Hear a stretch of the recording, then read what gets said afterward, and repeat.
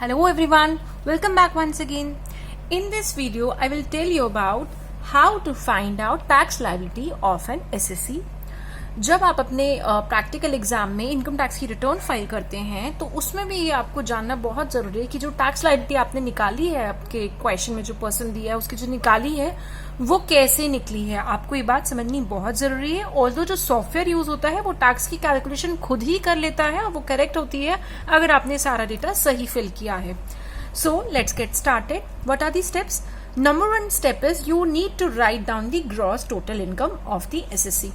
Basically, the gross total income is the total of the income from various sources. There can be 5 sources. One is income from salary.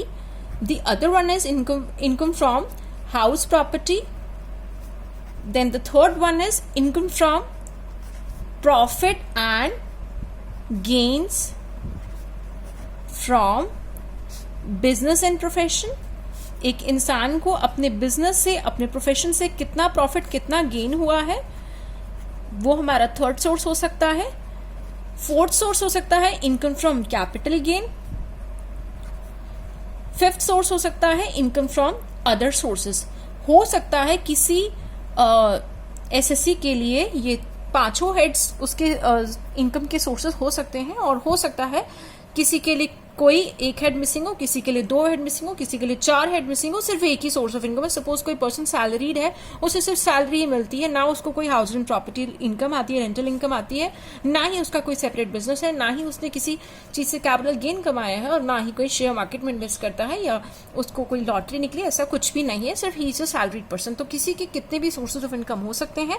अगर उसके पांचों sources है तो हमें पांचों sources से उसकी इनकम को निकाल कर जो क्वेश्चन में फिगर दिए होते हैं उसको टोटल करना होता है। So the very first step is writing down the gross total income which is basically the total of 5 heads जो मैंने अभी अभी आपको बताए, इन 5 हेड्स का टोटल है।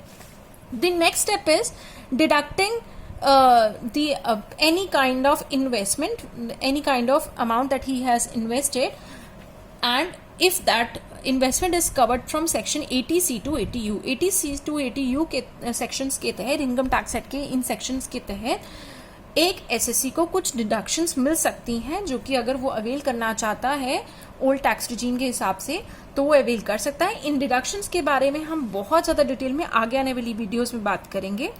जब उसने डिडक्शंस अगर करी है, सपोज उसने 5 साल की बैंक में एफडी कराई है, या उसने पब्लिक प्रोविडेंट फंड में मनी इन्वेस्ट किया है, या उसने कोई मेडिकल इंश्योरेंस पॉलिसी ली है इस तरह का, या उसके कोई डिसेबल्ड डिजीज है परिवार में किसी सदस्य को या एसएससी को खुद, तो उसने उस पर कुछ खर्चा किया है, whatever is the amount, it will be deducted from the gross total income under various sections. Then the amount that you arrive at is the net income.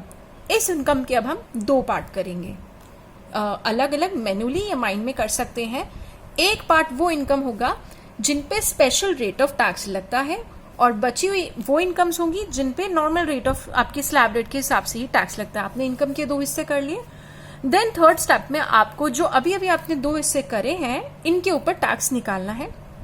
पहला हिस्सा वो जिन पे शुरू से ही उसको इसीलिए सेपरेट किया गया था क्योंकि भाई उस पे स्पेशल रेट ऑफ टैक्स लगना है। जैसे कि फॉर एग्जाम्पल मैं आपको बताती हूँ, for example short term capital gain पे 15% है।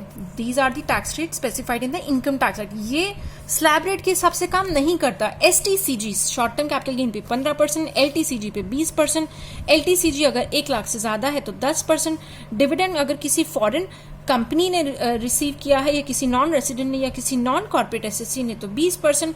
इस तरह से there are different rate of taxes for different sources of income, and आपने ऐसी इनकम को पहले ही सेपरेटली अलग रख लिया था। अब जो उन पे रेट एप्लीकेबल है उसके हिसाब से अलग टैक्स निकाल लिया जाएगा और उसको रखा जाएगा नंबर 1। और जो बची हुई बैलेंस इनकम है उन पर आप स्लैब रेट्स, बताए गए स्लैब रेट्स के हिसाब से, जो कि मैंने आपको लास्ट वीडियो में बताए थे कि 60 ईयर्स से कम इंडिविजुअल्स वालों के लिए ये स्लैब रेट है। 2.5 लाख तक नो टैक्स, 2.5 से 5 तक 5%, 5 से 10 लाख तक 20%, और 10 लाख से ज्यादा 30%। देन उसके बाद जो लोग सीनियर सिटीजन हैं 3 लाख तक नो टैक्स, 3 से 5 तक 5%, 5 से 10 तक 20%, और 10 लाख से ज्यादा 30%। और सुपर सीनियर सिटीजन के केस में 5 लाख तक नो टैक्स, 5 से 10 तक 20%, और 10 लाख से ज्यादा 30%। तो इन स्लैब रेट्स के हिसाब से बची हुई बैलेंस इनकम पर, क्योंकि भाई इन पे तो कोई स्पेशल रेट ऑफ टैक्स नहीं है ना, तो इसीलिए इन पे किस रेट पे टैक्स लगेगा, जो नॉर्मली सरकार ने स्लैब रेट फिक्स किया है उस पर्टिकुलर असेसमेंट ईयर के लिए, जो कि मैंने आपको इस असेसमेंट ईयर 2021-22 के अभी अभी दिखाए। ये करने के बाद आपको रिबेट मिलेगी अंडर सेक्शन 87A अगर आपकी एनुअल इनकम 5 लाख से ज्यादा नहीं थी।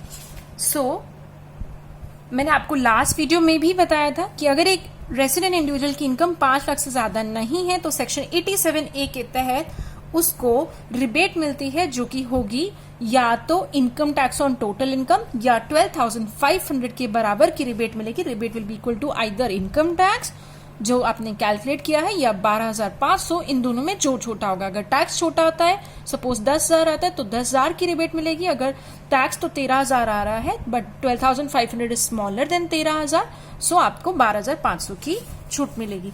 तो आप रिबेट लेस करेंगे। रिबेट लेस करने के बाद अब जो फिगर आया है उसके आगे मैंने नाम लिखा है income tax after rebate.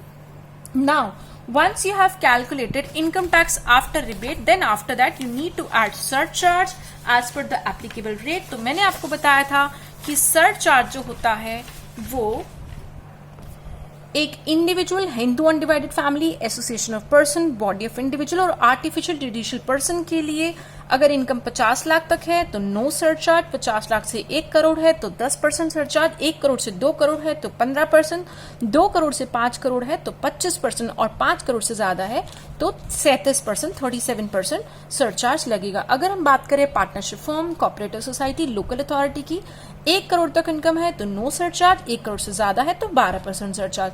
Domestic company की बात कर रहे हैं, 1 करोड़ तक इनकम है नो सरचार्ज, 1 करोड़ से 10 करोड़ तक इनकम है 7% सरचार्ज, अगर 10 करोड़ से ज्यादा है तो 12% सरचार्ज।